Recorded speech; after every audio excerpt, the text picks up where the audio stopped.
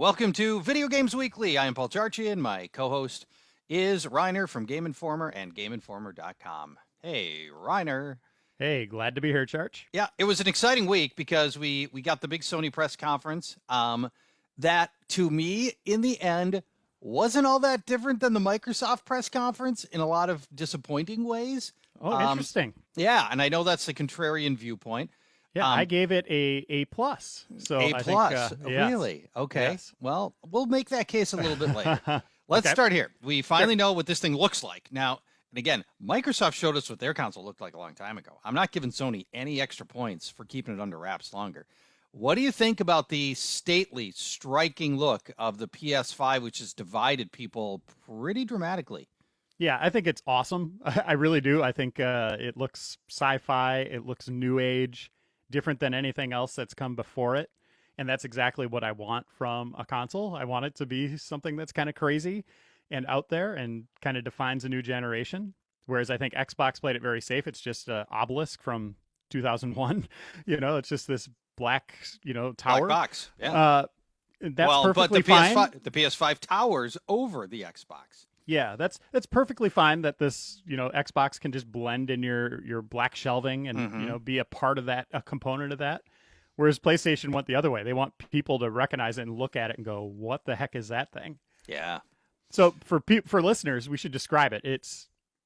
It looks like a skyscraper, right? It has kind of 2 points on the top on the corners, and then and it's white shell on the outside, and then in the middle, like a big racing stripe, it's black. And that's kind of in an indented black, right? Mm-hmm. So the shell kind of wraps around it. It's very different. Yeah, very different. Tall. It's illuminated. It's Tron-like. I've had people say that. People just have a lot of memes have popped up on the internet, just like the Xbox got a lot of memes with the refrigerator and everything. Comparing it to the Eye of Mordor. Yeah, you could put on those spires. You could put the eye right between them. So. Yeah, and there's something there. I'm surprised. I thought my immediate first reaction was this thing's badass. This thing looks really cool and different. And my Twitter feed was basically split right down the middle, and it was love, hate both ways. and I think it also took a bit of a turn when people got a sense of scale next to it.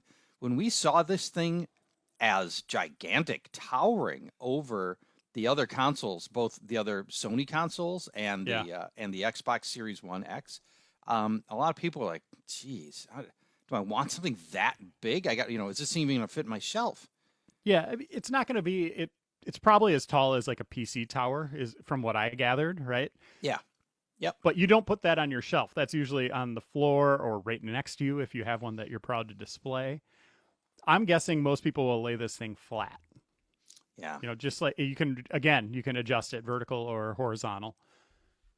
And that's what I'm going to do. I know exactly where it's going to go under the TV. Now, there are two editions. One has an optical drive. One does not have an optical drive. Yes, it's a big move. Now, the Sony fanboys jeered at the Xbox for having a digital edition.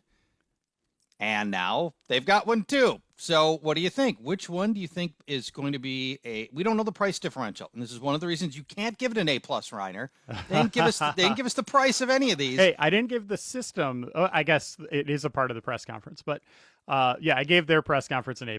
Yes. Thought I think a lot of surprises, and I walked away very happy. So all right.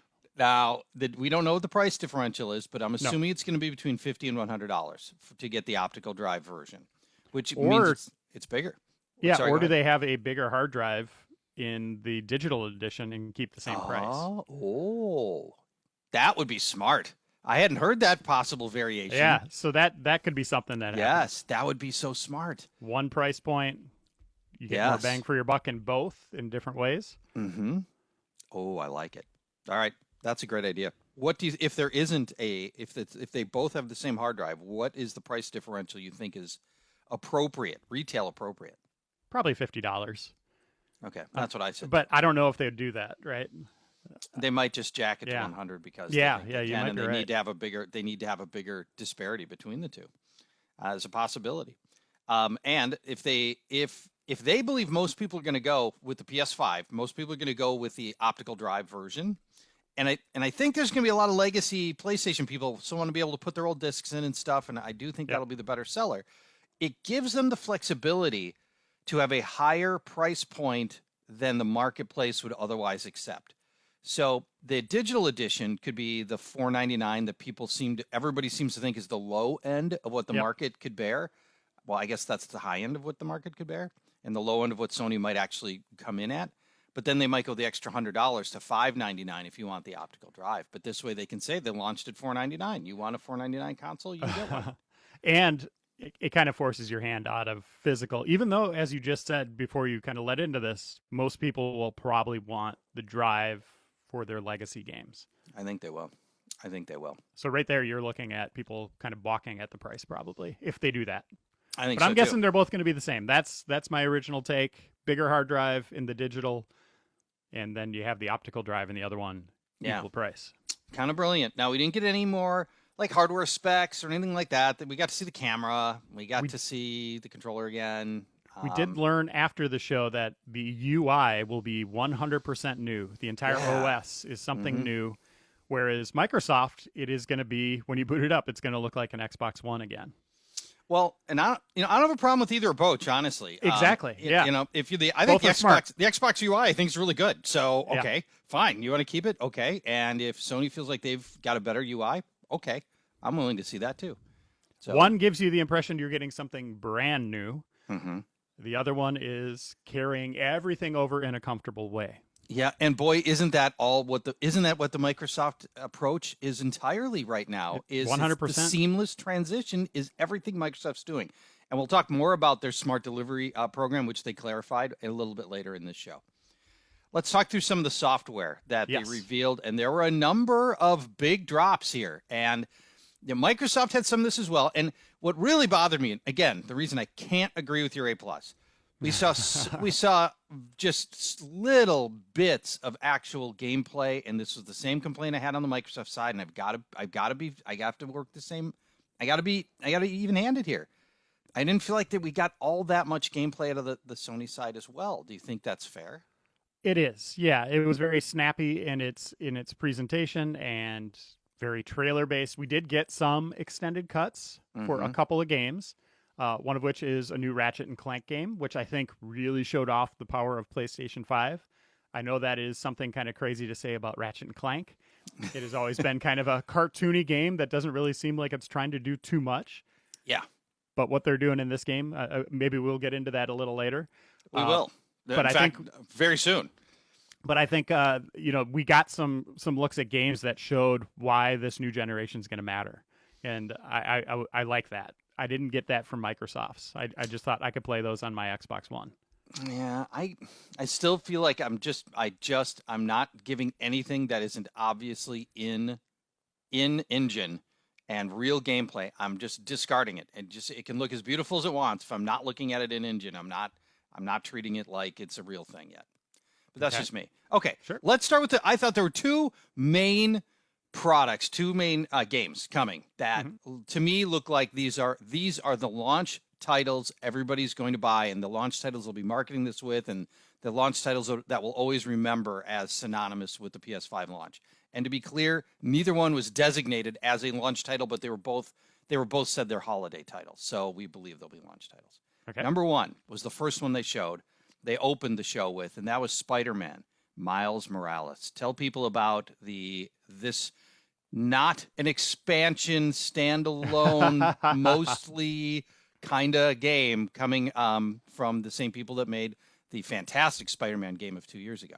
Yeah, so the developers Insomniac Games, you're totally right. There's some confusion over exactly what it is.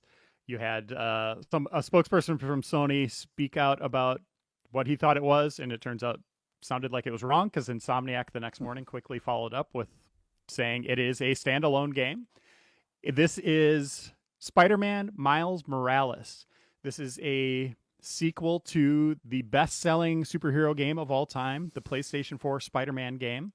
It sounds like it's a launch title. It said fall. That's when they're saying the PlayStation 5 is coming. We still don't have a date. But Miles Morales is this person that Peter Parker brings in and kind of shepherds, who ends up getting spider powers of his own, right? Yeah. So and becomes if you saw a brilliant animated film Into the Spider-Verse, he's the main character of that. He debuted in Ultimate Fallout #4, this comic book from, I don't know, maybe 10 years ago. So he's a relatively new character, but a beloved character. And I can't wait. Like, they, at the end of the original Spider-Man game, this is a bit of a spoiler, they set up Miles as kind of Peter Parker's ward, or Spider-Man's ward, right? Like, they're going to be swinging through New York together, right? Yeah, yeah. And now we're going to get to play as Miles. I'm guessing the next Spider-Man game will go back to Peter. And maybe he'll be a part of this too. We don't know everything about it yet. Do we know for sure it's not going to be 2-player? It could be. Yeah, we don't know. We don't know yet. So how great! And I don't know how you could do it from the camera. I mean, I think it'd be tricky. But man, if they could pull off a cooperative Spider-Man game, yeah. You know what they could do is, you had Spider-Man, you have Spider-Man Miles Morales. The next game could be Spider-Men. Oh, and do co-op there. Yeah, that could be. Wouldn't that be amazing? But I'm super jacked about this. I love that game. I gave the original a 9.5, and for them to come back and have it now running on new gen hardware is huge. And there's also a bit of what that Sony spokesperson was saying is it's an expansion with the original game. Does that mean that Insomniac's going to be bringing the original game to PlayStation 5 and enhancing it for that system? We don't know that yet fully, but we do know that Miles Morales will be a standalone game, meaning you could just play it on your own. You don't have to go all the way through Spider-Man and then get to the Miles content or alternate between the two. It will be its own experience. Fantastic. All right, so that's Spider-Man Miles Morales. I think it was a no-brainer that it was going to happen. I think most of us just didn't think it was going to happen this soon, that because the Spider-Man game was relatively new. And so there are people wondering, is this going to be a full release, or is this going to be sort of a 2/3 release or 3/4 release, like we saw with that Uncharted game from a few years ago, that ended up coming out at a $40 price point and, had, like a dozen hours of play in it. No matter what it is, be excited. Like, that team is firing on all cylinders with Spider-Man. This should be just as good. I mean, if not better. They've learned some tricks of the trade and are probably in a better position to make a better Spider-Man game now. And here we go. We're getting another one this year. Spider-Man Miles Morales was the first game they showed, and then they saved the best for last, Reiner. As we have speculated on this show for at least a year, Horizon Zero Dawn's sequel is coming to PlayStation 5. It appears it will be a launch title as well. It is called Horizon 2 Forbidden West, and the setting couldn't be any more different than the setting from the last game, which the original game was set in a very Nordic, snowy, mountainous area. We now have a tropical jungle setting with swimming underwater. We still have the same robotic enemies. Not the same. We have robotic enemies. Yes. And so they've kept that part. But this shows a very, very different setting than what we had. And graphics looked really good from what we could see. It looked ridiculous. Yeah, the level of detail everywhere, like the foliage, just the art direction, everything looked like concept art come to life. I did not hear it was a launch title, by the way, or fall. I thought this one didn't have a date. I was assuming this would be next year sometime. But I could be wrong better than me. I could have swore that I saw fall, but maybe I just saw what I wanted to see. And you're 9 times out of 10 you're right about these things, and I'm wrong. So we'll go with your side of it. I want to believe that's going to be the launch title. If you played the first Horizon game, it seemed like everything was pretty wrapped up. Nice bow on top. There's something new going on here. There's this kind of red weed that is growing everywhere, this kind of tall red weed, and it looks stunning, right? Like how it affects the environment. But it is basically killing all life, right? Like you see people pulling carrots out of the ground, and they're gray, they're dead. Yeah. So this new thing is taking over. It's giving life to the machines again. So you have the machine dinosaurs. We get to see. There's also variations, a giant turtle, as you said, the underwater stuff. There's a giant crocodile. I'm guessing there'll be T-Rexes and stuff like that again. It looks incredible. Like that game, my mouth was on the floor, my jaw on the floor, just like I cannot believe the level of detail in this and how fast it was moving. Yeah, I'm really excited in part because Horizon Zero Dawn at launch reviewed well. You know, it got like 9s, and I thought it was like at the time of launch, I'm like, this feels a lot like a 10 to me. This is a really, really good game, and it's just sold okay. And then it feels like in the 3 or 4 years since then, Horizon Zero Dawn has gone on to be, I think, greater. More and more people have played it.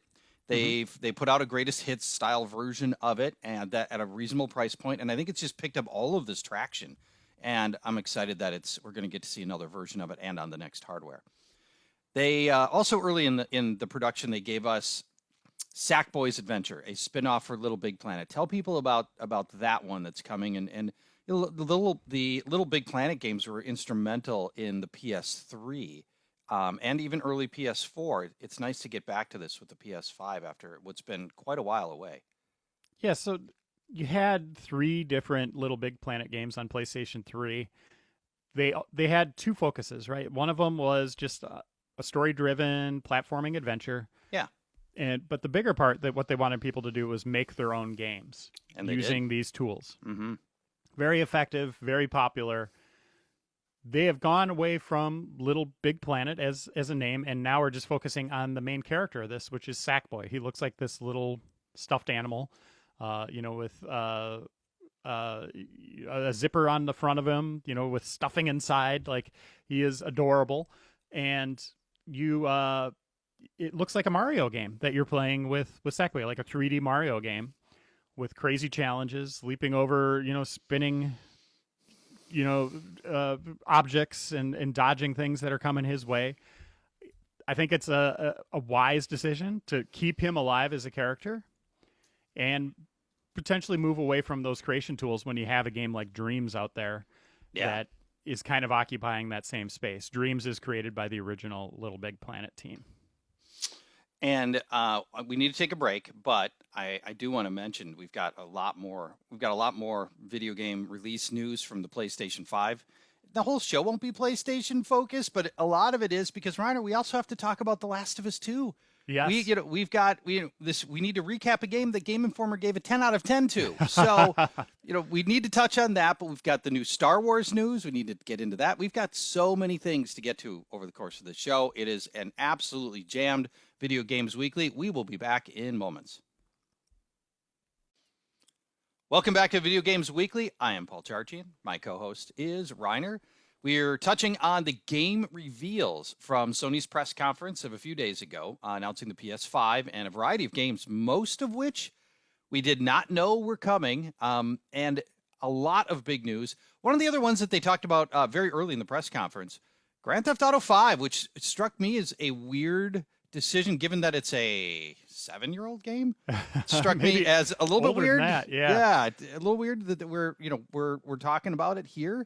So what'd you think about showing GTA 5 running on new hardware? Yeah, you're taking a game from a generation ago and leading the charge with that. I thought it was probably the wrong way to start, especially when you had all these great next-gen games. Mm-hmm. But what they didn't say, what they showed, was that Grand Theft Auto 5 is going to be enhanced and expanded for PlayStation 5. It's coming in 2021. How they're expanding upon it is something that I think everybody wants, and this is just me speculating what it is, but we saw pictures of the trio, the 3 main characters from the game, doing new things together, which implies maybe there's new single-player content that they're adding in. It could be all Grand Theft Auto Online stuff I haven't seen that maybe's there already, and maybe we were just looking at enhanced visuals, but when they say expanded, I'm guessing there's going to be new content. Mm-hmm. And I don't think that's just going to be online. I'm hoping that they do something with the campaign, expand it, give us a expansion, something like that. We'll have to see. Yeah. This also dashes some hopes that we'd be getting a GTA 6 imminently, because it suggests to me they've been putting resources into this version of GTA 5. So yeah, I think GTA 6 is still years way off. I think you're years right. off. Yeah, and to me, that's a bummer. We saw Gran Turismo 7. This is obviously a title that was absolutely pivotal in like the PS1, PS2 era, and then really started to take a back seat to some of the better driving games, especially on the Xbox. Yep, What did Forza. you think? Yeah, Forza, which is, both the Horizon and regular versions are just awesome. What do you think of the Gran Turismo 7 announcement that we got? It's always a great technology test, right? Yeah. It's just like, look how great these cars look. Mm-hmm. But I would say in last generation, cars looked pretty much photorealistic, and Right. now Where do you go? They still look photorealistic.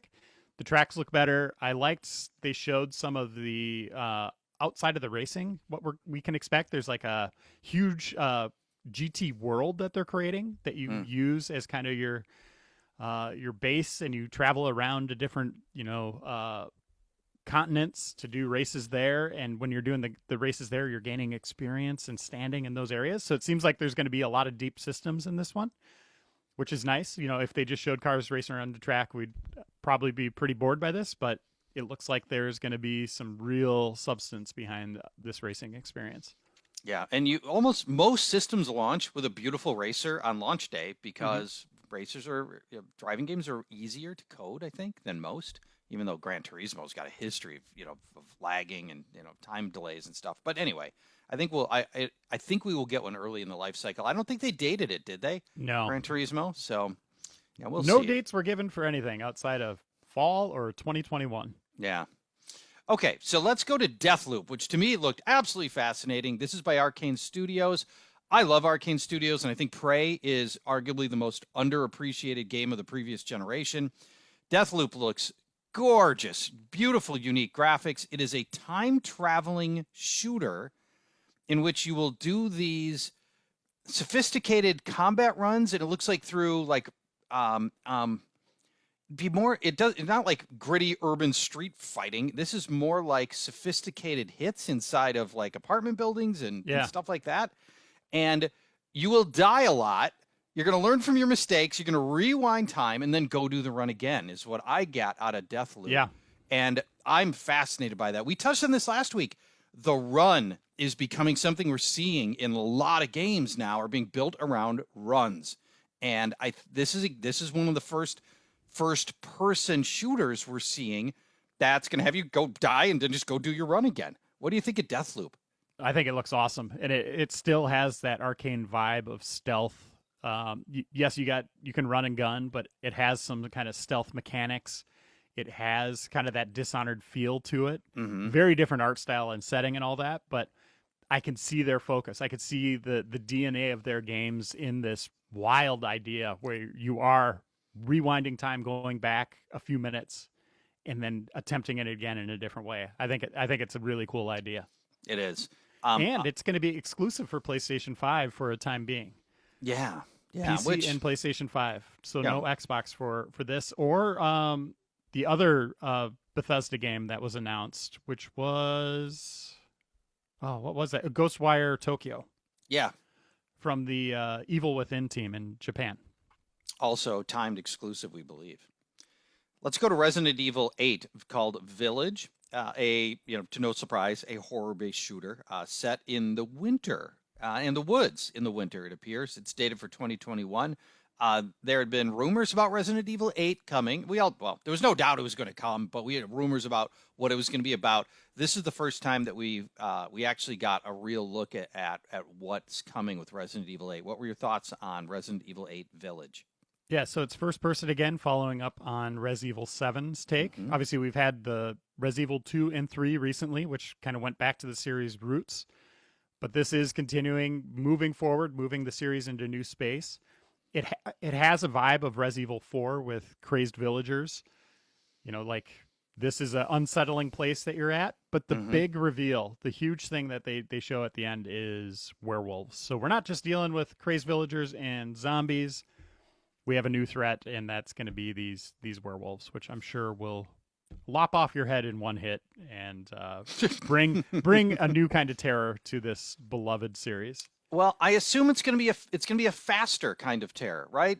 Many of the zombies that we've grown up with over the Resident Evil series have been your shambling, slower moving Sure. zombies.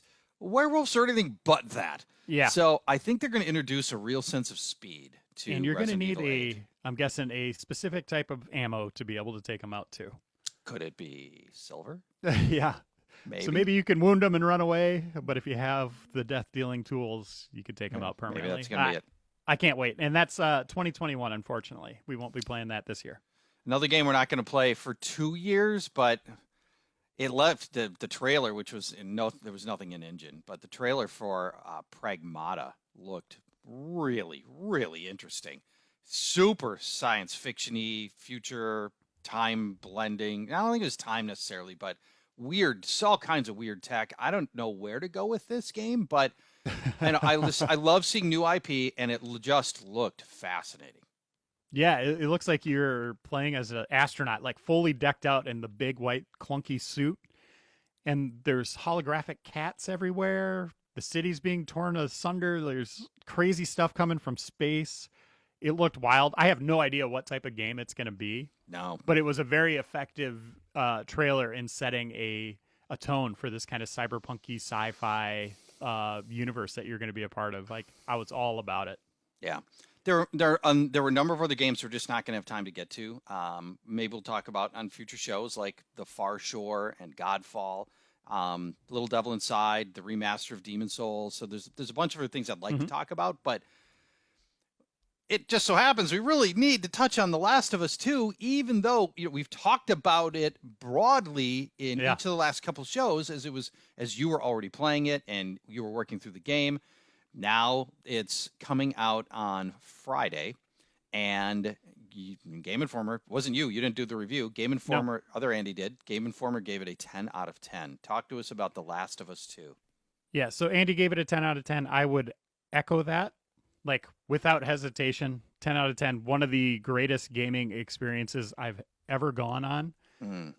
And this game is huge. This is a bit of a spoiler. I don't even want to say how long it is. Considerably longer than the original. And changing viewpoints, changing themes. It goes places you would not expect. There's a span in The Last of Us 2.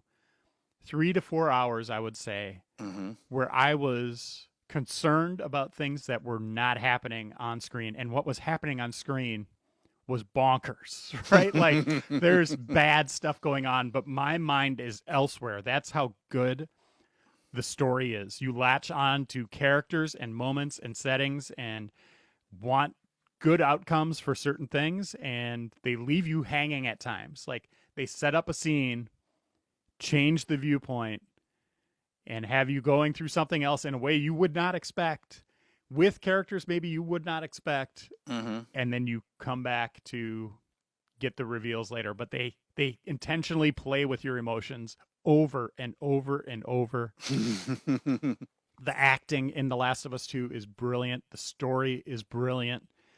This is going to be, like we talked about last week, an HBO series. I hope they don't retell this story, because why? Why would you do that? It's perfect the way they have it play out here. And they would really retell it. They would retell it for people that aren't gamers. I mean, as we saw with The Witcher, you can just reach a mass audience that has never and never will play the game. This is how you get grandma and grandpa to play, to watch The Last of Us. I mean, there's a story worth retelling.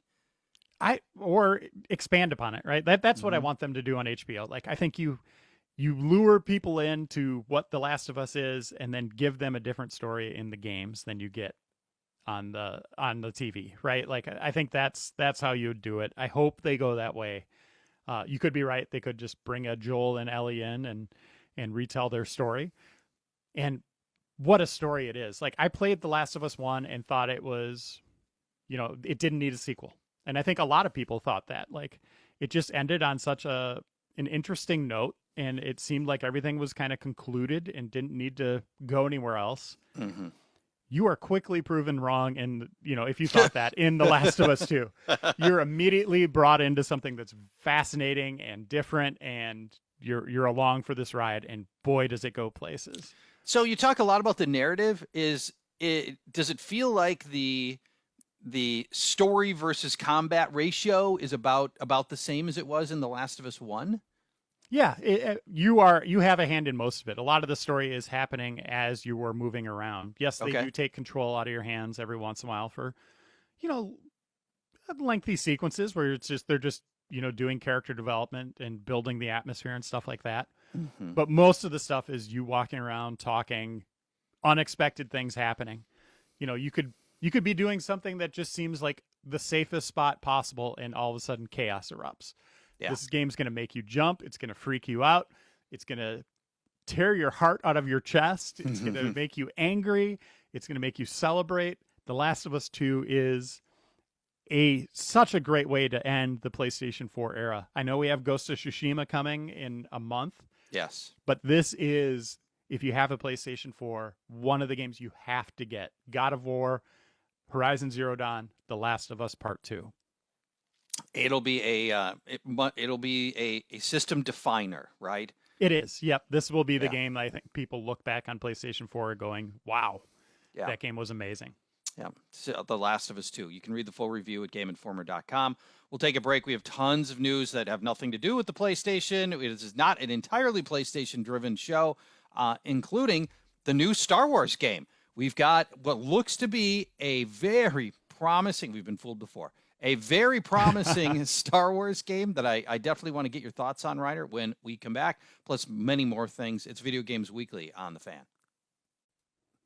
Final segment of Video Games Weekly. Paul Charchi and Reiner with you. Reiner, there's a lot of news outside of the PS5 as well, and big news coming on Monday. Star Wars Squadrons announced by Electronic Arts, which, in fairness, has mishandled most of its other Star Wars entities. We're just going to be honest with this. But this looks really promising. This is an outer space combat game entirely. Yep. We saw a lot of X-Wings and TIE fighters. Talk to people about Star Wars Squadrons, and I'll just say out front, it's an EA game, but they swear there's no microtransactions this time, really. I can't believe they have to say that every time now. They do. They've earned it. That has to be a disclaimer, yeah. So let's just say what it is. It's a spiritual successor to X-Wing versus TIE Fighter, one of the greatest space combat games of all time. Yep. Electronic Arts is listening to the Star Wars fans. We've been crying for this for a while. 20 years. Yeah, and there are some, red flags that you're going to bring up right away. People liked Criterion's space combat in Star Wars Battlefront 2 that came later, right? Yeah. They thought it was really well done. They wanted Criterion to make its own game. This game is developed by Motive Studios. Motive Studios is a newer studio. They made the single-player campaign in Star Wars Battlefront 2, which was pretty bad, right? Yeah. Now, you can't just immediately say, uh-oh, that's a concern here, because they were using Battlefront 2 tech to make a single-player experience. Now they have their own tech. They're doing their own thing. It's all focused on just space combat.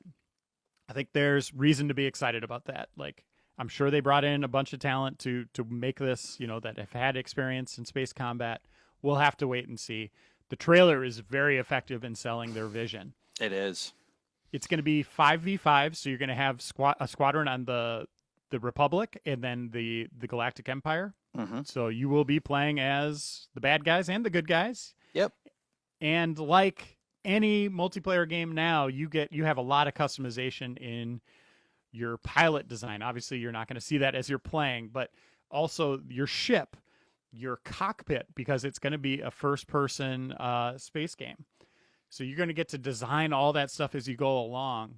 They've outlined one mode, which is called Fleet Battles, where you are going to be dogfighting, right? Like just like Top Gun, Maverick spinning around through the air. Yeah.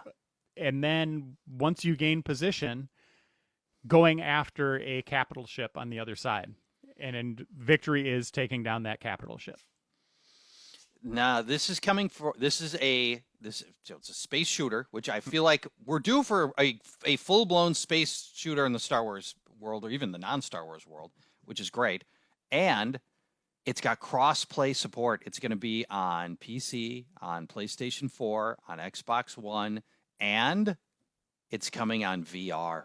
Reiner, as I'm watching the trailer, the announcement trailer for this, I'm like, man, would this be amazing in VR? But I immediately just, no way. EA's never done anything like that. No way. It's not going to be in VR. Stunned me to find out it's going to be on PC VR and it's going to be on PlayStation VR, because when you're in the cockpit and you can look, this is like the mouse and keyboard advantage. I'm going to have an advantage because I can turn my head and look around while flying straight ahead. I think there will be a cockpit advantage for VR players, and I can't wait to see how this is going to look and feel. The VR world doesn't have an awesome it's got some outer space games, but none of them are really good. None of them are AAA style. This EA could do a AAA VR space game here with Star Wars Squadrons, and that would be amazing for VR. Yeah, and it's not just multiplayer. It also has a single-player campaign that takes place after the events of Return of the Jedi. So it's exploring kind of that expanded universe space that's been in the novels and stuff like that. It's coming on October 2nd, so we'll be playing it this year. Again, we talked about current gen. I would not be surprised if they announce a next-gen version very soon. Agreed. The one thing, again, I mentioned a couple red flags. The other one is it's going to be only $40. Yeah, which is what odd. does that mean? Right. Like, does that mean it's going to be a shorter single-player experience? Does it mean they don't have a lot of multiplayer? You said there's no microtransactions. Are they going to have like a battle pass system? Right. Why is the price not the traditional $60? Could it be a reaction to the pandemic and maybe giving people more of a price point on something, and then, like we said, recouping it a little later with battle pass and expansions and stuff like that? There's a lot of questions about that, but I'm not complaining. It's a new Star Wars game that looks cool for $40. I'm in. I'm very interested. I'm very optimistic about Star Wars Squadrons, and as I mentioned earlier, when was the last great space combat game? Whether it was Star Wars or not, you have to go back to like Wing Commander. You mentioned X-Wing versus TIE Fighter, but these are like 20-year-old games. Yeah, I guess I feel like we've missed a lot of great outer space shooters, at least recently, and it's been a long time since we've had a good one. What do you think the last really good space combat game? Maybe the Rogue Squadron, the second Rogue Squadron game on. I think that was 20 years ago too. Right, GameCube. Like we've had good aerial combat games with Ace Combat. Like those games are great, but yeah, for space combat, nothing's really like. They're all kind of generic. You play them for a little bit. Yes, they're fun, but none of them have really stuck out as like a big hit or something that you want more of. Yeah. Which is sad because they're great when they're done well. And hopefully this leads to a whole new generation of space combat games. We'll see. Sounds promising. Star Wars Squadrons. So there's a little bit of news there. Microsoft clarified their smart delivery program, and I think this bears some attention. The smart delivery program is really what the premise is that you buy games when you buy a game one time, and it will work on future and past Xbox systems, and they're calling it smart delivery. Game developers have the option of whether or not they want to be smart delivery compatible, but let's just talk for a minute, Reiner, about what that means if you have smart delivery. Scenario number one. You're playing Gears 5 right now on your Xbox One. By the way, it's part of Game Pass. You should be playing Gears 5. And by the way, also, I tweeted I think it's available, if you don't have Game Pass, it's available for $15 right now. It's a good buy. Yeah. Good game for $15. Buy it. Buy that game. So you buy the game now on Xbox One, and then later on, when it comes out this holiday, you buy a Series X. You just download Gears 5 on the Series X. You already own it. You get the Series X version for free, and all of your progress that you made in the Xbox One game moves along with it. So you don't lose anything. You get the new version automatically of Gears 5. So that's one of the three things that smart delivery does. Yes. Scenario 2. You own an Xbox One and you own a Series X. So this is in the future. It's holiday. It's Christmas. You open up your Series X and you own the Xbox One as well. You buy Halo Infinite, which just was recently launched in holiday.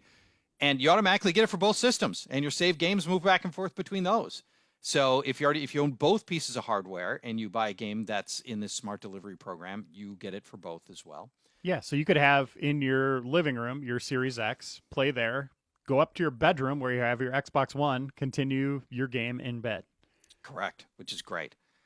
Now, here's the third scenario where smart delivery would pay off. You buy Cyberpunk 2077 for the Xbox One on launch day, which, when is launch day again? October somethingth? September something. Yeah. You think I know? I knew it when it was in April. It was April 16th. Yeah. So you buy Cyberpunk 2077 on launch day, then on your Xbox One, and you play that. Then you buy the Series X at holiday. Your copy of Cyberpunk 2077 will be upgraded to take advantage of the Series X's hardware, right? So they're, at least in the case of CD Projekt Red, they're going to upgrade your version of Cyberpunk 2077 from the Xbox One. It's still the Xbox One version, but they will give you an improved Xbox One version. And then later, and it might be years for all we know, later, when Cyberpunk 2077 gets a native Series X version, you're going to get that all for free too.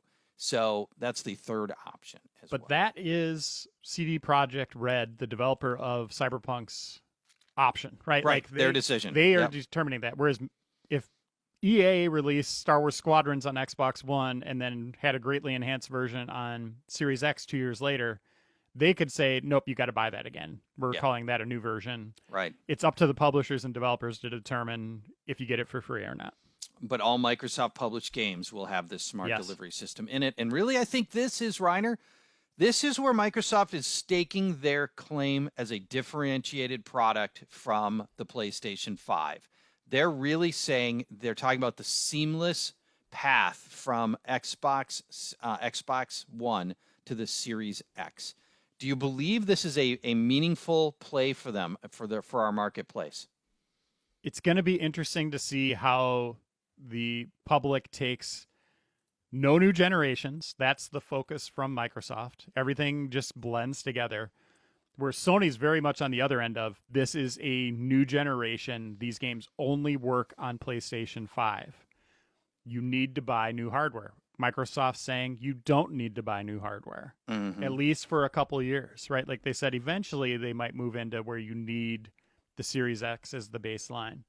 But for the time being, just keep using your Xbox One. They're going to have a bigger install base on day one than Sony. But will people need it? Will people want to go to the store to get a Series X when they know they can already play Halo Infinite on their Xbox One? We need to see that difference. We have not seen truly what the Series X gives us in terms of performance upgrades. PlayStation 5, I saw that in that press conference.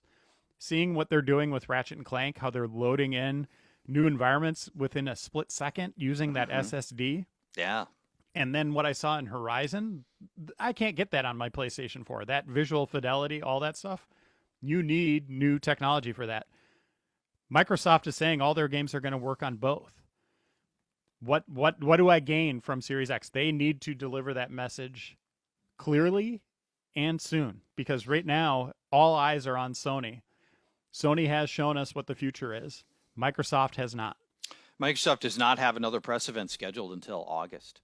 So or July. I think it might be July. Might be July.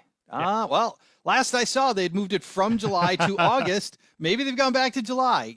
We'll see. You're usually right about these things. I'm usually wrong, but we'll find out. I know Pokemon Go remains near and dear to your heart. You have attended Pokemon Go fests. The last 3 years. Yeah, the in-person events that they would have in Chicago. Talk to me, now in our new COVID-19 world. Talk to me about what they're doing with Pokemon Go Fest. Yeah, so it's happening at the end of July. It's a 2-day event, I believe, on the 25th and 26th. And basically, this used to be a thing where 60,000 players would descend upon Chicago. Can't do that now. As you said, Pokemon Go Fest is now global. All you have to do is go into your in-game store, pay $15 for the 2-day ticket. You get to play on both days. You get to be a part of the fest where you get to catch exclusive Pokemon. There's going to be 75 different ones to catch. Seems like a lot. Some will have shiny variations. There's going to be a mythical at the end. When you're done with the quest line, you're going to get a chance to catch this mythical that won't be in the main game for a while if you didn't be a part of the fest. But this is a really cool thing that you get to play with other players. They've added in a new social element that you can tell when other players are online now. You can't communicate with them through the app yet, but you can see when your friend's online. You can raid together then remotely. They've done a lot to this game to make it playable within the COVID-19 world, where this used to be one of the most social games ever. Yeah. Now they are embracing distancing, and it's still just as much fun. So keep your eyes out for that. You can get tickets now. I highly recommend you do it. It's going to be a fun 2 days of going out and catching Pokemon. Or doing it in your home too. Well, that's what I was going to ask. Is the way that the previous Pokemon Go fests worked was, they would open up, Centennial Parks, got dozens of them all in Centennial Park, and everybody's walking around. Now, are these 75 new Pokemon that I can catch? Are they all in my house? Are they asking me to go outside? Are they asking me to go to the city? When you would how does that work? Yeah, when you'd walk around the park in Chicago, you'd visit different habitats. You'd go to an ice world, and it'd be physically, they'd have sets set up, and that's where the ice Pokemon would be. Mm-hmm. They're going to still have habitats, but they're going to rotate every hour. So, from 11 to 12, you might have fire Pokemon in your house. From 12 to 1, you might have Earth. So that's how they're going to do that, where they want you to play all day. You're spending $15 on this event. You might as well, or you could just bop in every once in a while, catch some new Pokemon, and just say, hey, it was worth it. But for the players that are there the full day, it should be pretty special. It should be a pretty interesting event that they hold here. Okay. Talk to me about a game called Operation Tango, which looks fascinating. They're calling it an asymmetrical spy thriller. What does that mean? A lot of us love spy games and stealth games. What's an asymmetrical spy thriller, and what's Operation Tango? So asymmetrical means you have two different perspectives, basically. They're not the same. Mm-hmm. So it is designed exclusively for co-op. You don't see this often, where you need two people to play the game. Yes. On top of that, one's the spy, right? And one is the person trying to catch the spy. One is a hacker. No, one is a hacker. Oh, okay. And the other is an agent, and they are working together. They are in different locations. The hacker is doing computer stuff to help the agent. The agent's doing things to help the hacker. Well, they're social distancing. They are. It is a game about today. But this game requires a microphone on PC and console, so you have to constantly be communicating. This is like escape room type of experience, where you're figuring out sophisticated puzzles together to hack systems to take down these global giants that are ruining the world. You're infiltrating their bases and all that stuff. Has a very stunning, vibrant color palette to this game. Does it? It looks super gorgeous. cool. And I love that they're trying something different. It's a gamble to do co-op as just like the only option. There is no single player to this, but hats off to them. I think this is going to be cool. It comes out in 2021 for PlayStation 4, Xbox One, and PC. Who's the developer behind Operation Tango? Clever Plays. Do we know anything about them? No, I mean, they had a different game that came out that was kind of considered a hit, but on a smaller level. And people asked for a co-op version, and they were like, well, that gave birth to this. Interesting. Okay. Operation Tango looks great. So I wanted to definitely touch on that as well. So a lot of news this week. Appreciate everybody that hung along for the hour-long ride. And although in your podcast, it was probably only about 40 minutes. 48 minutes, 45 minutes, something like that. Reiner, great job. I look forward to catching up on some other stuff. Very PS5 heavy show. But, that was the news this week. And we'll get to all kinds of new stuff next week as well. Reiner, thanks. Nice job today. You bet. We'll talk to everybody next week. Bye-bye.